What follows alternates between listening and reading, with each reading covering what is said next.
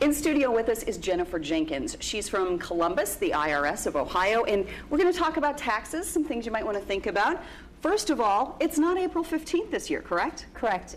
This year, taxpayers have until April 18th, Monday, April 18th, to file their taxes. Okay, but of course we don't want to wait till the last minute. Right. Now, there are still some credits, correct, and some deductions that maybe we thought might be going away, but we still get to take them if we qualify? Right. You may remember back in mid-December, legislators took a little extra time to pass the tax code. That actually was a good thing for most taxpayers because some of the credits that were set to expire were extended for an additional year. So there were actually some very good credits out there that taxpayers should look into and see if they're eligible for.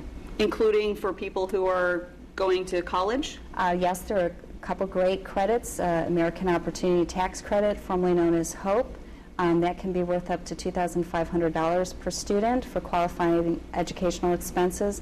There's also the Lifetime Learning Credit, which can be used for graduate level education expenses. So there may be something for traditional and non-traditional students. Correct. Let's talk about the first-time home buyer opportunities. Of course, you had to take care of this last year, but you would take it off of this year's taxes. That's correct. Actually, it's for first-time home buyers with qualifying purchases, and also long-time homeowners may be eligible. For first-time homebuyers, they may be eligible for up to $8,000 credit, and for long-time homeowners who meet certain requirements, they may be eligible for up to $6,500. Okay, so if you were one of those people who bought a house last year, make sure that you check that out, whether you're doing your own taxes or working with an accountant or a tax preparer to make sure you don't miss out, because that's a lot of money you could be missing out on. Correct. Okay. What about filing online? Is that easier than ever these days? Well, the national average, and true in Ohio as well, it's about 70-71% filed by e-file last year.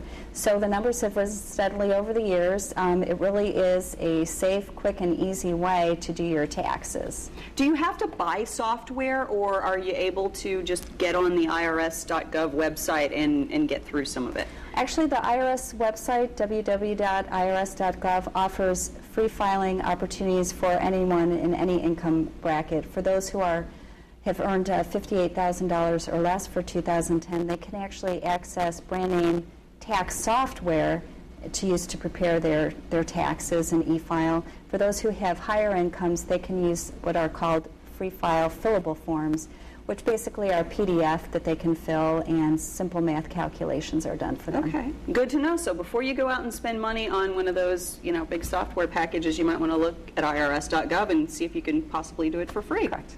Yes. Thank you so much, Jennifer Jenkins from the IRS. Some good advice. That is tonight's Talk Back.